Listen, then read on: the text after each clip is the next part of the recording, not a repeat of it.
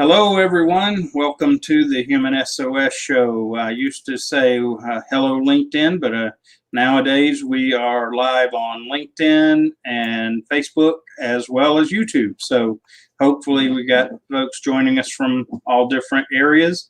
Please remember to tell us where you're joining from and also tell us what's on your mind so that we can engage with you as part of it. And we appreciate everyone being involved. So, Anton, you want to begin to open us up today? Absolutely. I'm just checking and seeing if we're live, if everything's working first. I didn't get the little notification that I normally get. That doesn't mean anything. Technology keeps it interesting.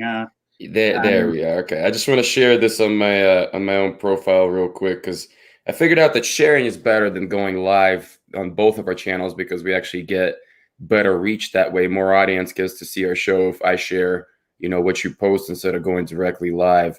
Okay.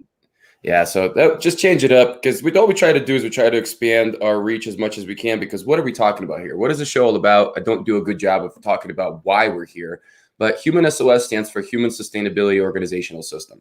We realize that there is a really big gap between what science knows and business does. And because of that, human beings are suffering, point A.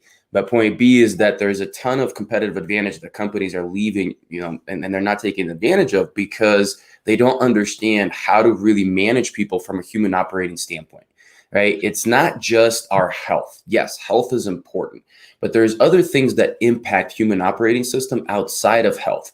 And we really focus with Human SOS on three things. The health is how we are, the physical state of how we are, our chemical balance, our mindset, all the internal stuff. Our life is what we are, the things that we do every single day. It's not just our job. It's everything that we are. It's our parent. It's who we are as a parent, who we are as a, passionate individual trying to create a change in the world, make an impact, who we are as a person who likes to have fun. But it's also why we are. And that's the work component.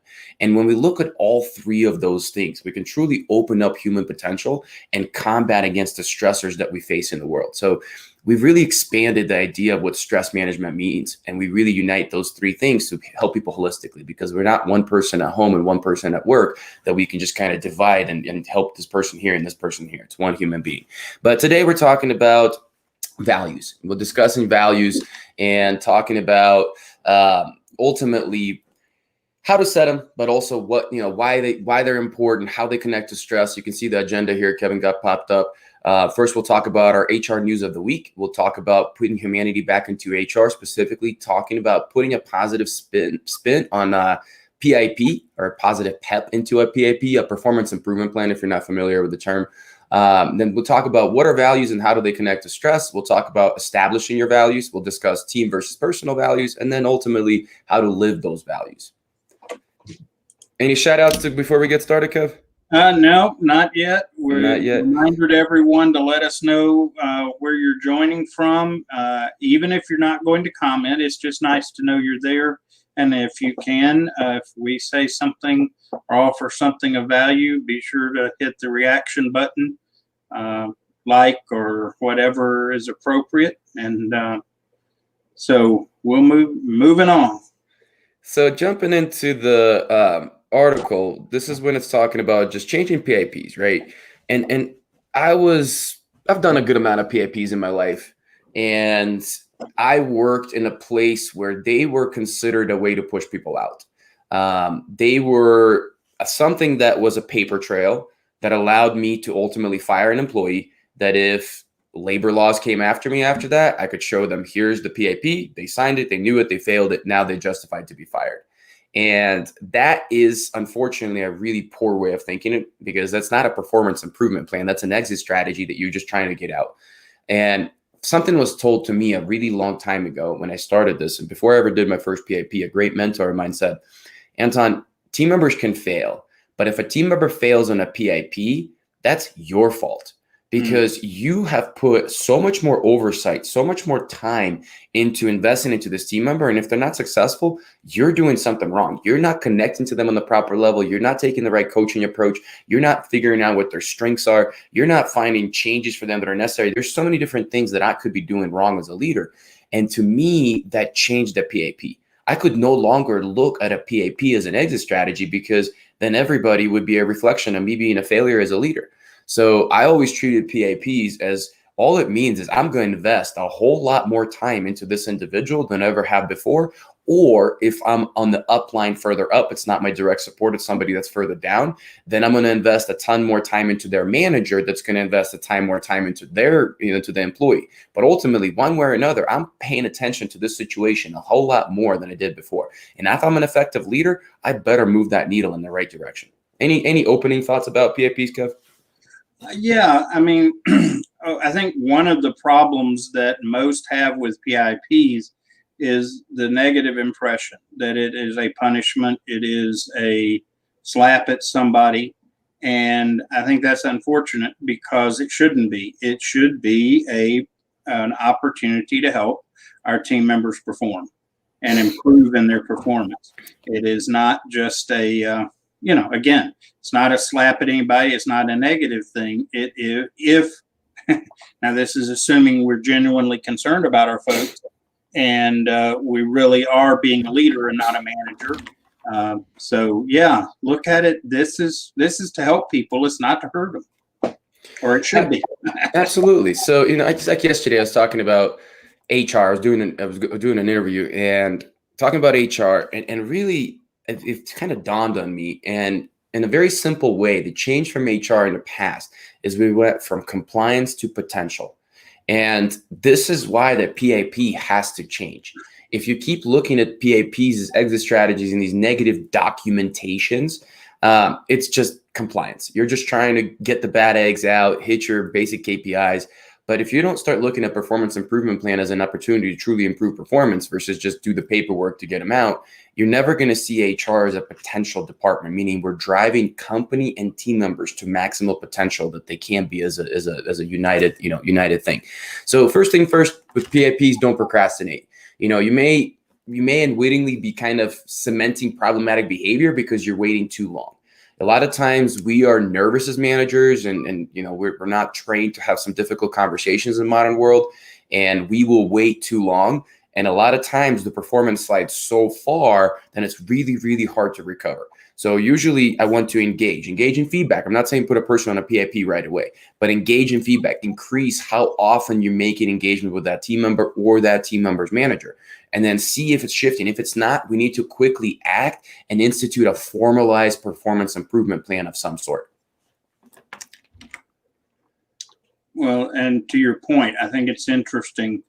You made a comment about a formalized improvement plan.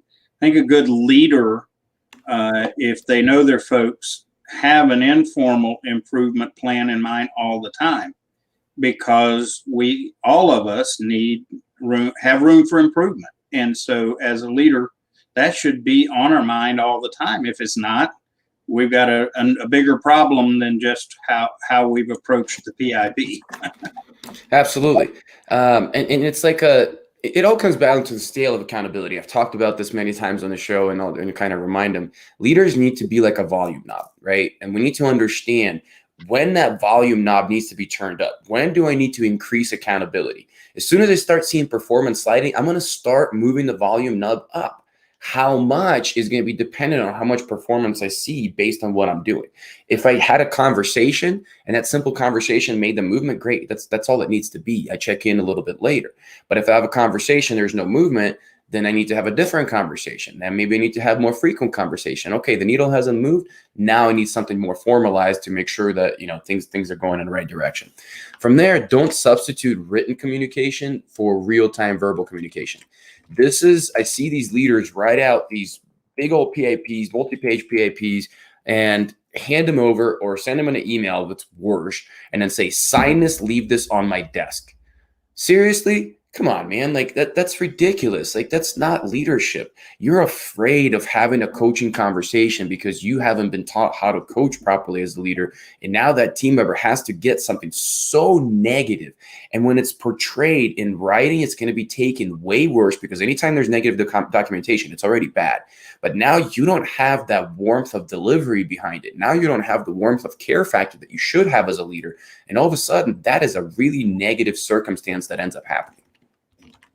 Yeah, and you were talking about this lengthy PIP. What it comes to mind is use the concept that we use, 10%. Find one thing and put it in the PIP. Because if you start there, first of all, if you give this big dissertation on improvement, chances are it's going to be like a fad diet. It's going to last anywhere from 5 minutes to a few months. Whereas if you approach 10% and say, okay, let's focus on this one thing, go for it, then you have a much greater chance of seeing growth and improvement and that person being successful. Boils down to knowing your team prior to them getting in trouble or them falling into this place, right? And you're so right. Such a good point. I see a lot of leaders look when they're on PIPs, they look for efficiency versus effectiveness, and that's a wrong thing.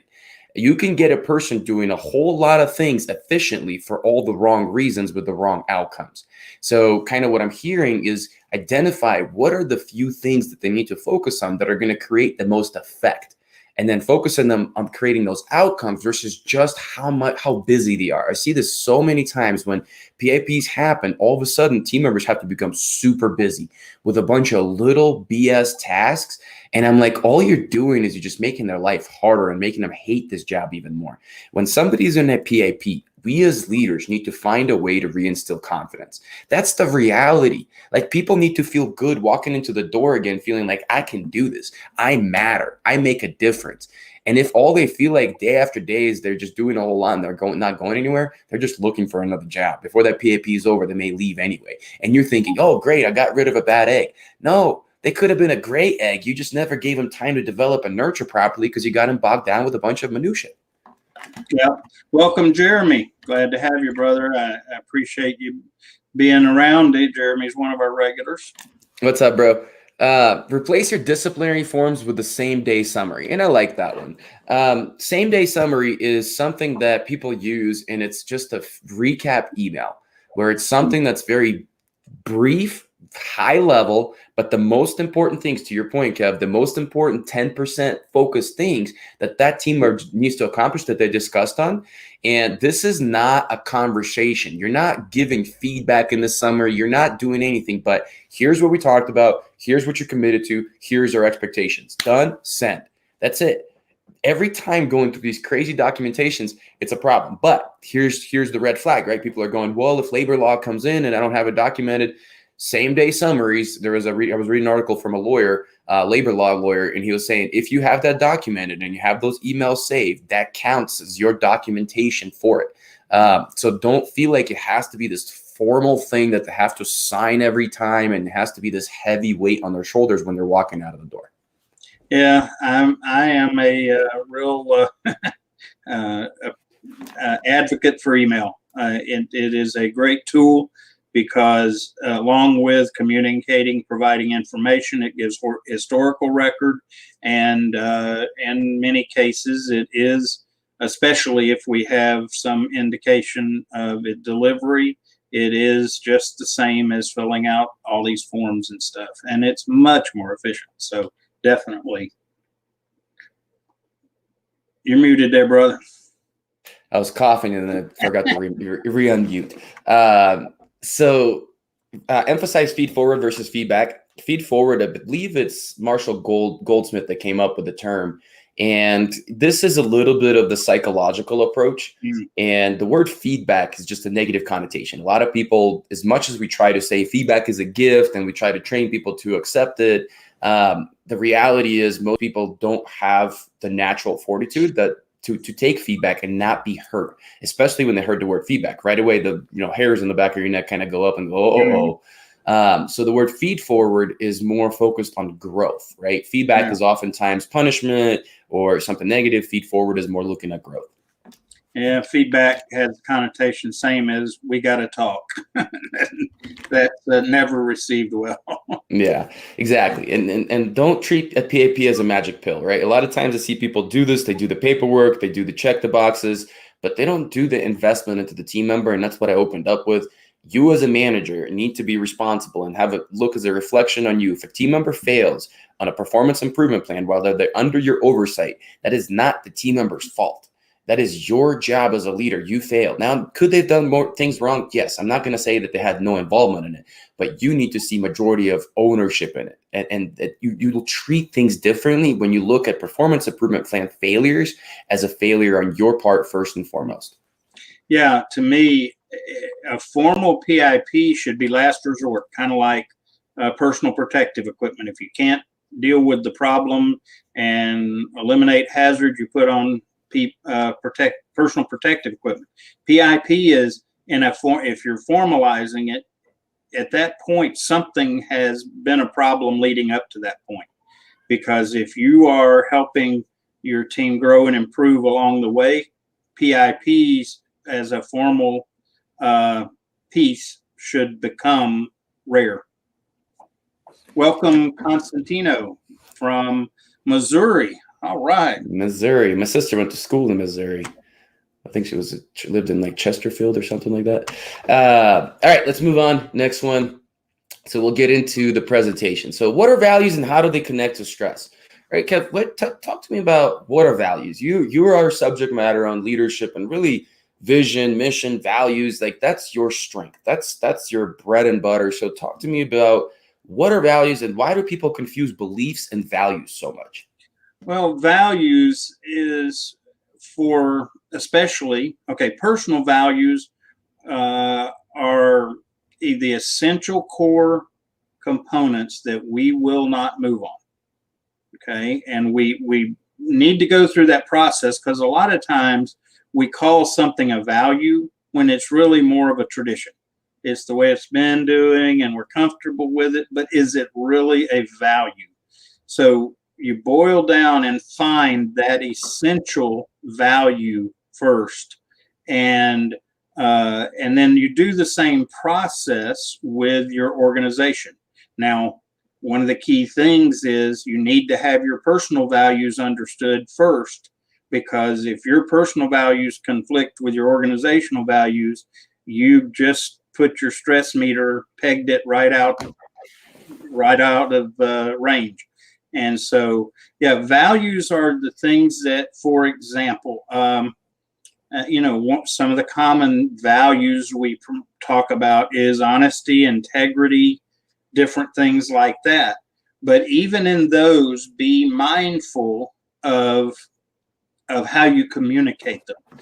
And that's something to give it a lot of thought, because when you start talking values and you've got this dissertation on values, you got a problem, because it becomes very complicated, and even you probably would find it hard to consistently apply that. And so really get down to what is the core that you say, okay, it doesn't matter what we are doing, we do not change or compromise on these. And that's the values that we have to establish. Okay. And so you're saying that there's not like a set of 10 that seems like everybody talks about over and over, and that's what they go to. But I put this thing on there as just an example, but that's what it feels like. It feels like there's a set number of values, and I think that's the problem. People scratch the surface, they get something that kind of fits, and without deep exploration of what it really means and how much they're willing to fight for it, right? They just go, okay, this sounds good, and they plug it in, and it kind of sits for a while, and it's good until, excuse my French, but shit hits the wall, and they're not willing to live that value. And we'll finish talking about living those values at the end, but it starts with, you can't live your values the right way if you didn't set your values the right way. That's right. And get away from these fancy words. Your value may be a statement. It may be a sentence. It may not be able to be summarized into a word, and that's okay. one of my personal values is to always give my best to leave everything better than I found it. It's a military thing that was instilled into me, whether it be a person, whether it be a place, whether it be a room, it doesn't matter. It said, if you can, always leave everything better than you found it. And I don't know how to put that in a word. I don't know how to make that into a picture, but it's something that I live every single day. And anytime I leave the situation or whatever, that's something that goes through my head. Did I make a positive impact here? Is this a better situation than what I found it at? But where stress happens. So where does stress happen, Kev, when we don't have our values set? Well, we're conflicted inside. We see this all the time. People doing jobs that don't align with their values. And so inside you're dealing with guilt, you're dealing with insincerity. People talk about being transparent. All of a sudden, if your values aren't aligned, it's hard to be transparent because you're hiding something. And boy, it will compound stress all over if you are in a situation where your values and your organizational values don't line up. It is a real problem, because people will even go so far as to take a job just because they need a job. And I appreciate that pressure, but just to back up, your values is a sort of a core that you not only would it conflict with job, you wouldn't even entertain taking a job if this value is not a part of the value of the organization. I can't stress that enough, because you watch people around today that are working in environments with conflicting values, and it will eat you alive. And I'm hoping that as audience watches our shows, and God, almost a year and a half of these now, you guys are catching on to the idea that stress is a very, very different thing than most of us think of what stress is, right? And it shows up in so many different ways. One of them, Kev mentioned, is not living in accordance to your values. So you set something that you believe, and you actually do believe it, but then you don't live that way. Right. And sometimes consciously or subconsciously. Subconscious is a complicated beast. But the thing is, when we have to understand something about our mind, it doesn't matter if it's experiencing a stressful event or it's just thinking about a stressful event. The same chemical reactions can be occurring as it's experiencing that event. So you did something against your values, and now it's just sitting there, slowly nagging in the back of your head. You think about it every so often, but it's just always there. Believe it or not, it's the same thing as you're just running from a lion the whole time. You're being chased by a lion. Your body's responding in the same chemical way, because that's chronically sitting there and eating it. You may not be that strong flow, but we talk about water as being a stressor, but it is something that's constantly dripping, and over a course of a few weeks, a few months, and for some people, shoot, a few years, they can't let go. Trust me when I say it becomes a really, really bad thing. The other aspect for me is leadership effectiveness. A lot of the times when I talk about stress, it's about efficiency, because a lot of times what we work with, especially with tech companies, we can't just come in and say, "Kumbaya, my love, let's back off and chill out."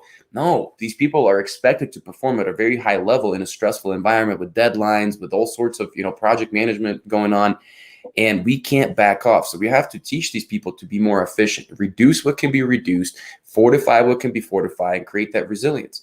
So that's how we have to help individuals, is not just being reactive with it. And the last one, I mentioned leader effectiveness. If you live your values and people see you live your values, even if they don't agree with them all the time, they're going to trust you and follow you more. Like, that's just the reality. Like, I tell you what, somebody that's really set in who they are, even if I don't agree with them, they're at least consistent. And a consistent leader is always better than an inconsistent nice guy. I see this all the time, where leaders are, one day they're this motivational speaker straight out of Simon Sinek book, and their team is excited, elated, and then the next day somebody comes into their office, they're trying to expect the same and back, and they get a negative response or something different. It's like a balloon was popped. Everything, the air was let out of their system. Inefficiency as a leader. Now you're putting stress on yourself, because you have to do so much more to move the needle from point A to point B for your team. Yeah, and in terms of values, I think that when we go off of these, 10 value list or whatever, part of the problem there is that we do not have an anchor when things are challenging, and we end up unclear in direction and priority, and it just creates a problem. And if we get too many that are not in alignment with what our real values are, that makes us more rigid and have a more difficult time changing. And we got to be agile. We got to be ready to change. Real quick, shout out to Anwar. Welcome, Anwar. And then Jeremy makes a comment that is in spot on, that mindset, which, by the way, and this is an interesting topic for those that follow me know I've got a poll out there on mindset versus attitude. And yeah, mindset and values go hand in hand. And understanding how that works becomes a real interesting challenge. And then Anwar has a question here, Anton. And it's certainly a good thought provoker. Which approach towards employees are better by your viewpoint? Max Weber's human values versus Taylor's scientific approach, which treats human beings like a small part in a big machine? It's the biggest part in a big machine. I mean, I think that reality is somewhere in between the two. I think we over-index on the human aspect, and we try to think that it's all about love, compassion, and just caring for your people. But Kevin says it really well. It's about managing things and leading people. You cannot forget about managing things. And Right. when I hear the words "a small part of a big machine," I don't necessarily think about diminishing the human being. I think about the importance of other aspects in an organization. We can't just say human being is the only thing, because if you don't run your finances really well, you don't do your products really well, well, guess what? You're not going to have a company to pay these people the money they need to do to try to make the difference you're trying to make. So I would say the answer is in between those two somewhere. Well, and I would suggest, and we're big on, we have systems, we have principles, we have all that, but at the end of the day, going to someone else's list of values, or other than a little bit of reference, this is establishing values has to be very individual, and it should not be done lightly. And what I suggest is that as we go through this, rather than relying on this list or that list or the other, is we do go through this process and include, if needed, a mentor. In fact, I would suggest someone outside of ourselves as part of this process, because to Anton's point, and I'm going to kind of get into a little another area, but wisdom. See, a lot of times we want to approach these decisions based solely on experience, and that's a part of it, because experience is a point of reference necessary. But if we want to approach our values wisely, we have to also look outside of ourselves, okay? Because these values don't fit in a vacuum.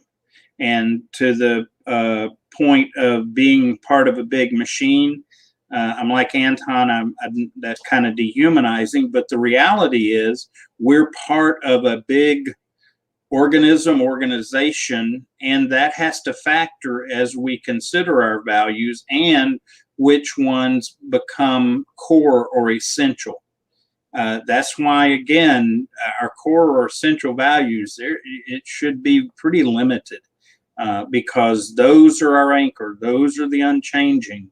And so good question, though.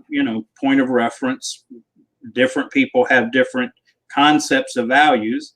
It doesn't hurt to learn and add that in as part of your information. At the end of the day, approach it wisely by looking inwardly and outwardly and getting feedback from trusted people, whether it be a mentor or, hey, if you need a coach with some of that, by the way, is something we can help you with. I think a big piece there is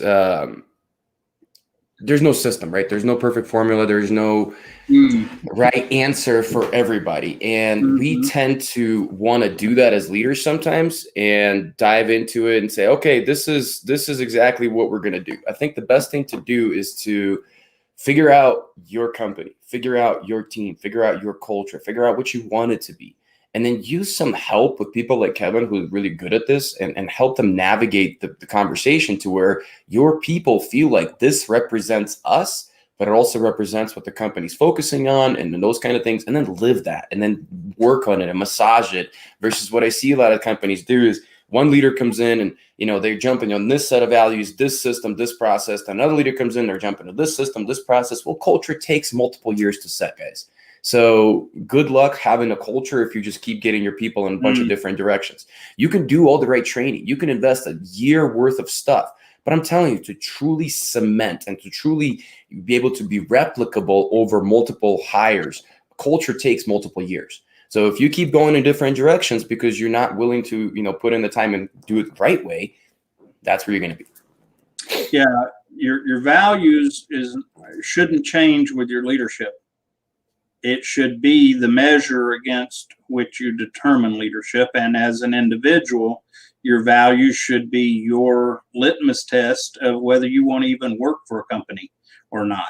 Just if this company doesn't allow me to live this value, then I don't need to be there, because at some point I'm going to stress out, burn out, or I'm going to do something silly, or I'm going to be in trouble. And so just going in knowing that is much better. Absolutely.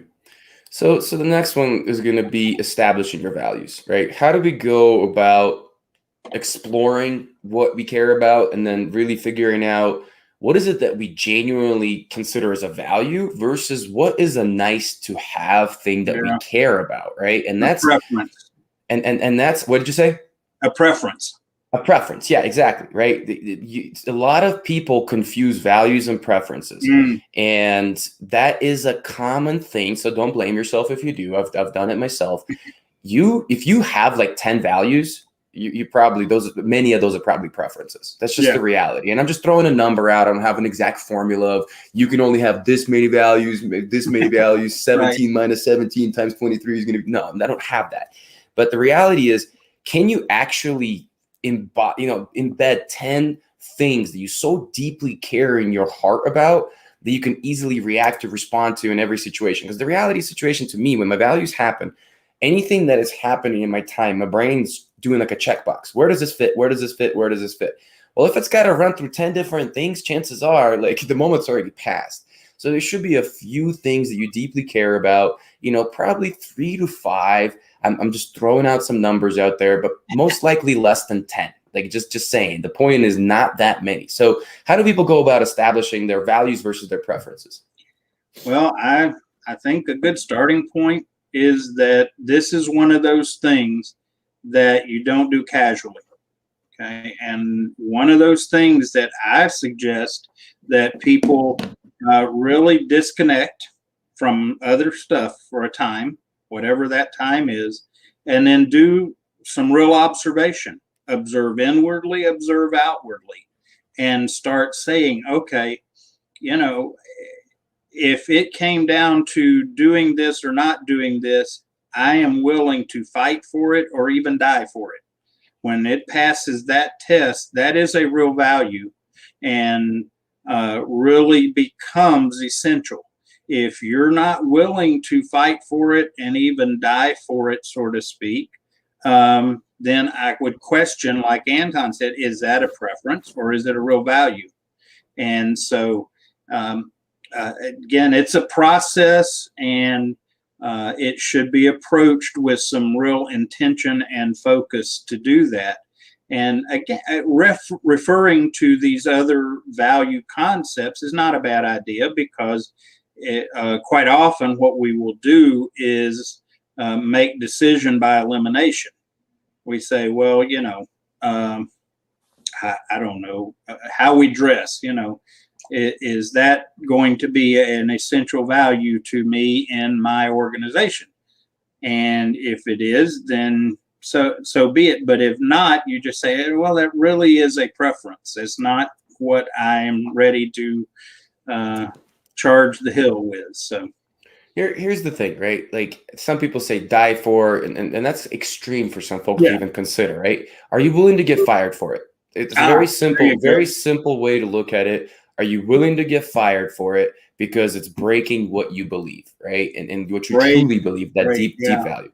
And if you are, chances are it's a value. To me, I'm a fighter. So like outside of life, I look at it, am I willing to get fired for it? And am I willing to go to jail for it? Because if I'm going to jail for it, it's because I beat somebody's butt pretty hard. And that one is a very specific one. There's a value that I hold.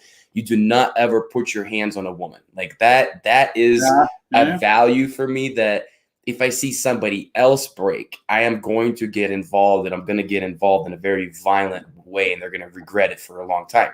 But those are very two extreme things. And work is to get fired, and life is to potentially get arrested for what you've done, right? Those are really heavy consequences. And that's what I usually ask myself. That's my litmus test per se, to see if it's going to hold up.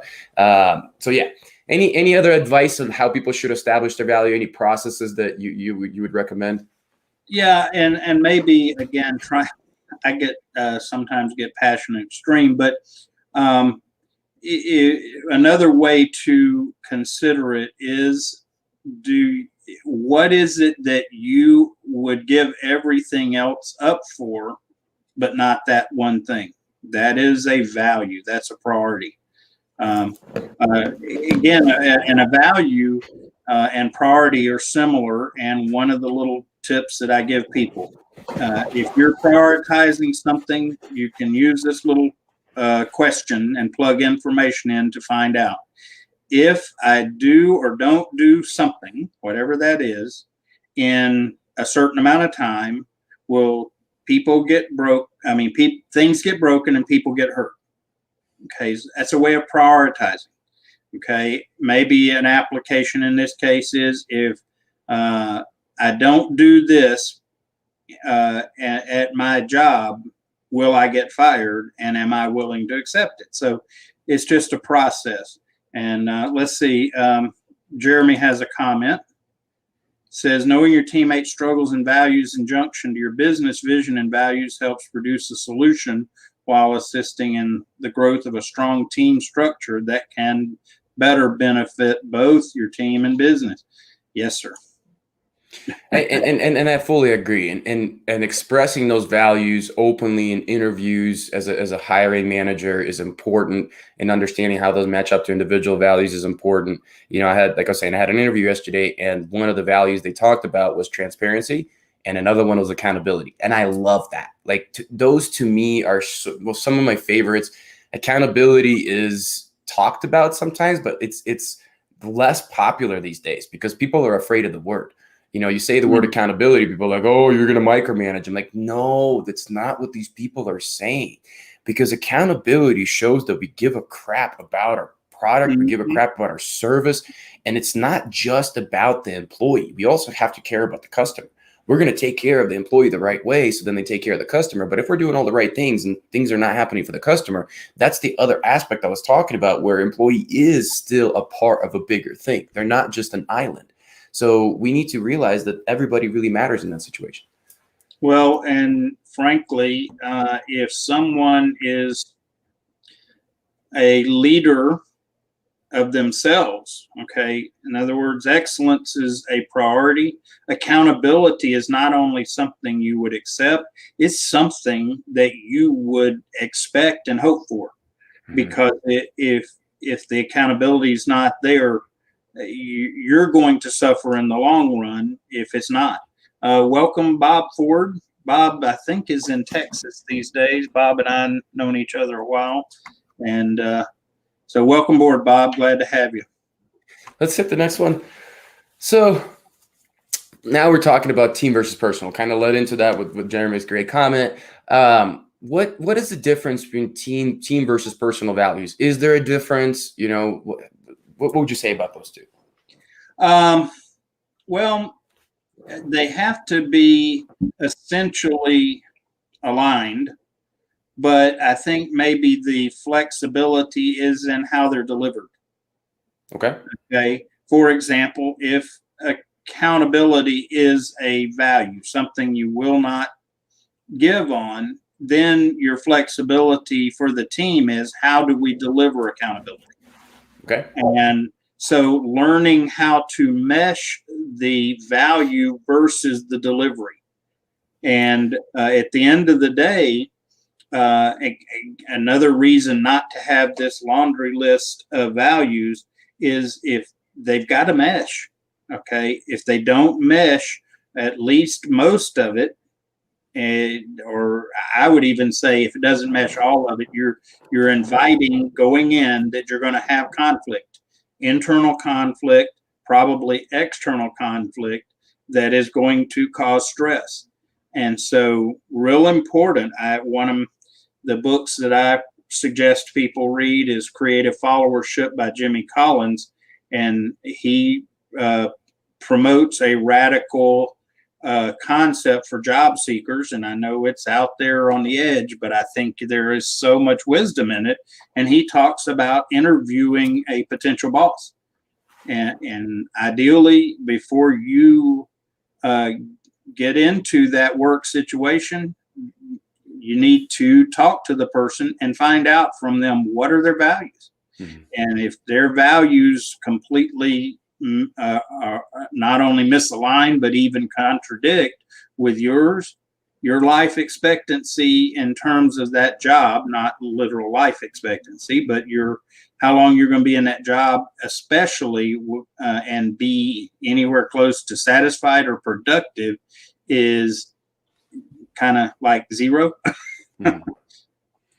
It's interesting. Like, values need to be more than words, right? We opened up with that. And we have to be careful when we use certain words because words carry different emotional attachment to different people. So what could mean to us is rah, rah, gung ho type of word, to somebody else is not so much. So like the word accountability we mentioned, right? You may have team version of a value as accountability. That may be a good one because you painted that picture well and they understand everything. But sometimes you say that to a personal value and people are like, that rubs me the wrong way. But when you reframe it and you explain what it is, it may fit. Or maybe it's the word dependability, right? Like, I want to be dependent. I want to be able to be for other people to be dependent on me. And I want to be able to hold that bar and not drop the ball. Oh, look at all these references. When things don't go my way or things change and I don't feel like doing it anymore. Like, I want to hold that as a value, that I want to stay dependent. And that's really important to me. So the point that I'm getting, it just made me think about it, almost like having micro vision statements for each value. Right? Like, define, go beyond the word, define what it looks like, because that's going to lead us to our next conversation on how to live it. Through your vision statement, we've talked about that last week. That's the North Star, right? So almost like each value should have the North Star. What does that ultimate destination for this value look like? And you should have an idea, not necessarily memorize it, but why not? It's only be a few of them. And somebody asks you what your values are, instead of saying integrity, honesty, I don't know, some other boring thing, you say it's integrity and it's also X, Y, and Z, and that's what I mean by it. And that just gives you so much more oomph with your statements. Yeah. As we're talking through this, Anton, I think I've drawn a conclusion for myself is that if you really are going to nail down your values, doing one word value lists, I think is more checkboxing. I think you should make value statements, like you said, and it doesn't have to be a long drawn out dissertation on each one, but it should not leave any room for unclarity what you intend with that value. I think that to do it that way is going to be so much better than your bullet point list of values. Yep. Because remember, the goal is not to have this long list, but if you write a value statement, you are incorporating maybe multiple concepts within that value. Character encompasses a lot of bullet point things. And so maybe an example is that I will not work in an environment where my character is questioned. or I'm asked to do something against my character, whatever. So think it through in those values like that. And I like your micro vision concept, because again, if you become rigid in how you express it, there is no room for various applications. So I think certainly some value in looking at value statements rather than value words, because this is key to being able to function and work, whether in your own world or in a team world. And Bob makes a comment. By the way, Bob, I apologize. Don't know why StreamYard does this with some folks, but you're more than a LinkedIn user to us. But your comment lets you know how to fit into culture. Our values indeed help us to understand how we will fit into culture. And so, yeah, it becomes a great point of reference along the way. I've done a lot of work with broken teams in the past, and I'd come over and ask leadership, how's your culture? Is this why you're struggling? No, culture's great. It's not why. It's our competition. It's lack of resources. It's poor members, whatever other excuses are. I say, cool, sounds good. So what are your values? And they'll rattle off some. There's even a board on the wall that has them. Their team members signed them at some point. Some silly thing was done. Like, okay, cool. You got some established. That's awesome. Let me just go do a quick test and go ask a few team members what each one of those words means and see how close they come in to a similar interpretation. What usually happens all over the board. It is such broad generalities and such differences in interpretation. And I'm like, that's not culture. You had a meeting and you created something, and now you put it on the board and you think that that's culture. No, living that every day, everybody living that in alignment every day, synergistically, that's culture. Now we're talking. So let's move into the next conversation. How do we live those values? Well, one other comment. If you're the leader, do not put together a set of team values without the team participating. Okay. Just so key, because if they have not participated and have buy-in to the values, you're shot from the beginning. It's one of the exercises I would say. I've done this a few times with teams. Sticky notes are amazing. Do this as a group work exercise. You can try it as a team. It's really good. Obviously, you better be prepared to shift your culture a lot once you do this. Don't just do this and then not do anything after that. It's better than not doing it at all. But you get every team member sticky notes and you say, write down every single thing that is really important to you, that you think you care. And I'm asking preferences right now. I'm not even getting into values, because I'm helping them to brainstorm. And I don't care if it's 10, I don't care if it's 20 sticky notes. We're trying to get as much as we actually can. Then what we start doing is we create groups, and we start to group all the different sticky notes from different team members together on the board in the lines, right? So then we go, okay, we feel like these belong together, and we start to dwindle them down from so many to now we got a bunch of different groups. Then we get to a point where we say, okay, we got about 10 groups out here. Now let's define each one, label them what they are, and now let's have a discussion. Out of these 10, which ones are we willing to get fired for and get in a fight for or get arrested for? And which ones of them are just nice to have? And then go from those 10 to the select 3 to 5.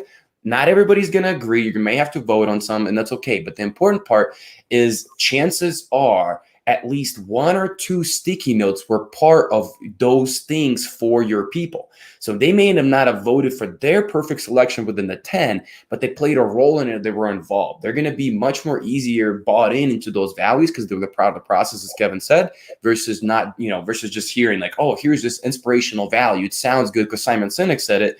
They're not going to buy it. Well, and it's a good exercise from the standpoint, if you've got someone on your team and they voted different from every one of the priority values, then that should be a big red flag that there may be a problem there. And even if it hasn't shown up yet, you can count on it showing up at some point, and it usually is going to show up in crisis moment when the crap hits the fan. and and the value systems are not aligned, that's when you're going to have trouble. And it is a huge problem because we don't go through this process as part of our current system of teams and employability and so on. Yeah, so now we're getting to the final point. This is all good and dandy. But like I said, in that exercise, when I came in and asked the manager about the culture, and I went and asked the team member what each one of their values, of their team values means, and got a different answer across the board, they're not living their values. Because how can you live something if you don't fully understand it? Or you feel like you're living it, but you're living it differently than anybody else. And that's not how a team operates. So definitely don't advise that. So to live your values, you have to first set your values. If there are a bunch of preferences, you're not going to live your preferences. Your preferences will shift. You will budge. There's going to come a time where a nice to have thing is not as important as survival or as changing circumstance or adapting to a situation. And for that reason, to start with, if you don't have a set value that's a true value, it's impossible to live it. Any thoughts on living your values, Kev? Oh, I tell you what, yes, people struggle with time management. Okay, we hear it all the time. I need to be better at time management. My problem is I don't manage my time well. On and on and on. Probably 2 years ago, I actually went to a conference with Gary Fry, one of our mutual contacts, and I remember taking away several good things. But one of the things that came up, and is one of those profound, impactful concepts, and that is people complain of having a time management problem. Most people don't have a time management problem. They have a priority management problem. Okay. Because what it tells me is that if you're not using your time in a way that you think is important, then it comes out as a time management problem, when the reality is our struggle is we are not spending our time with the values that we hold important. And so if we get our values right and then pursue our what we do in life based on those values along with our vision, then we will start seeing that we don't have the time conflict, because what we are doing with our time is in line with our values and who we are. And so establishing our values is just so important. You've just really got to say, I just will not give on this. And if somebody comes to me and says, can you do this? And we're able to do a quick inventory in our values, and if it doesn't conflict in our value, then we make one choice. But if it conflicts with a value, we go, I'd love to help you, but I can't do that, won't do it, however you best express it. And another aspect of living your values, your calendar should reflect your values. And one of the tools I suggest to leaders is that you do set up your calendar based on your values. And that means that if part of your values is family time, I'm going to take time with my family, well, your calendar should reflect it. And if someone calls and wants to infringe on your family time, you at that point, if it's on your calendar as booked out for this is my family time, you say, no, I'm sorry, I've got something on my calendar for that time. And that's I know it's cheating a little bit, but it's a way to honestly say, I've got a conflict, I can't do it. So for me, it helps me say no and keep my values intact, and keeps me from that guilt struggle between helping someone and going against what is a priority or a value. Go ahead. Sorry. I was just going to share, Bob makes an observation. Good team builders should take all of this into consideration before choosing the members of the team.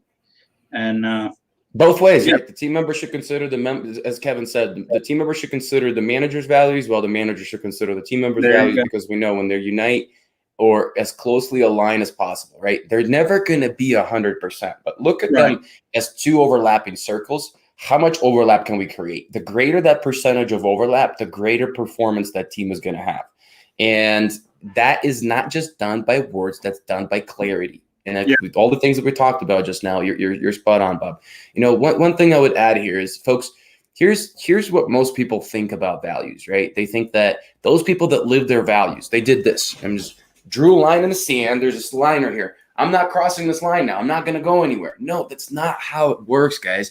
Living your values is like a muscle. It is, you have to train it. You have to make it stronger. You have to do the things that make it be able to overcome things, but also have to realize when you stop training it, when you stop paying attention to it, when you start breaking it, it gets weaker. So it's not an on and off switch. It's a sliding scale. Sometimes people are really good at living their values. Things are going well in their life. Sometimes they're not. And what it has to do with is the word discipline. And that word has become very misunderstood in our society. People have started confusing motivation and discipline. They started comparing the two and saying which one's better. I'm like, they're very two different concepts. They both lead to action, and that's really the or inaction for that matter. That's really the only similarity to me, because one is like a preference. Motivation connects to preferences. I have to feel like doing something in that moment. Motivation is that. It's a feeling that makes us want to take action.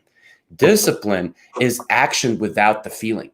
It's saying, I may not want to do this right now, but I said I'm going to do this right now, so I'm going to do this right now, or required of me to do this right now, so I'm going to do this right now.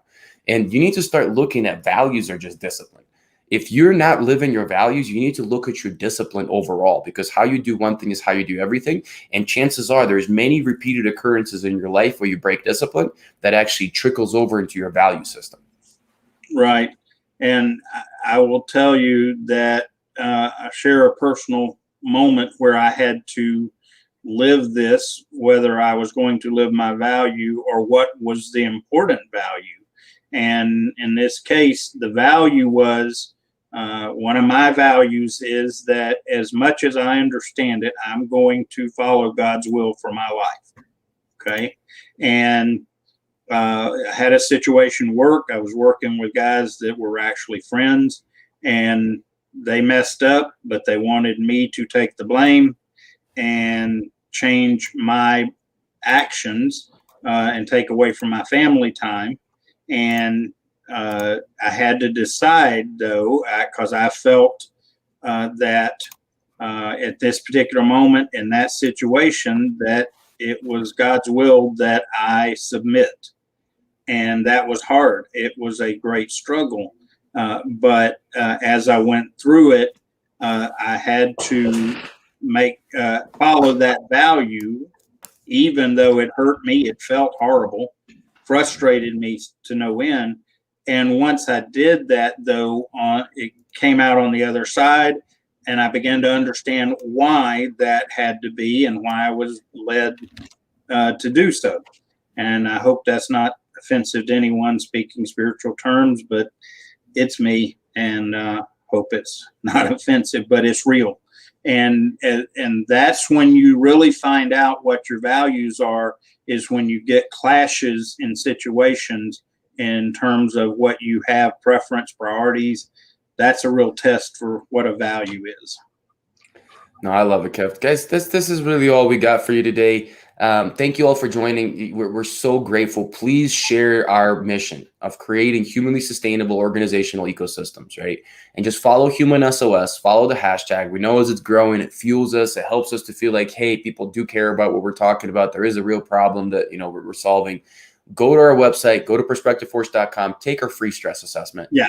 See what's going on, in your system, and see how 12 of the principles that we talked about are being impacted by stress. And then you can identify which one is the worst, which one is really the root cause, and we'll give you some advice on how to make that correction happen. Next week, we're going to dive into mindset. So we're really talking about the identity component of the life pillar that we're talking about, right? So principles, we have 12 of them. Identity is one of them. And it has 5 subsets. We've covered vision, we've covered values. Next is mission. And then we're going to get into beliefs, and then finally finish up with messaging, internal messaging, and things like that. And then we'll continue on throughout the weeks. But ultimately, guys, it's about stress. Stress is killing people. Stress is killing performance. Stress is killing profit.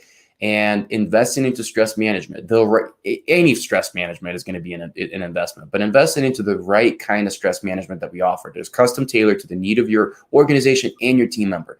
That's going to give you the bang for your buck that you're looking for. That'll be a great investment. I'll even make an offer, okay? And I would say it's a today only offer, but it's not. I'm not going to use the limited time only. Right, limited time on. No, that assessment that's there, if you want to use it, if you're a leader of a team and you want to use it for your entire team, let us know that you're doing that, and we will even give you a complimentary interpretation for your team based on the results to help you begin to understand.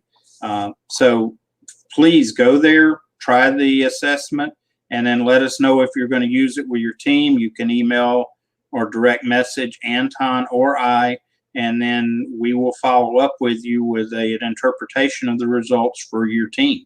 So it, again, not today and today only, but hope you'll consider it with a sense of urgency. So thanks, everyone. Hey, we're here every Tuesday, 11 o'clock, and we're talking about human SOS, both as a concept and a movement. Join us and become a part of a good change in the workforce and for yourself and your team. So take care. We will see you next week. Bring a friend. Thanks, everybody. Take care. Bye, guys.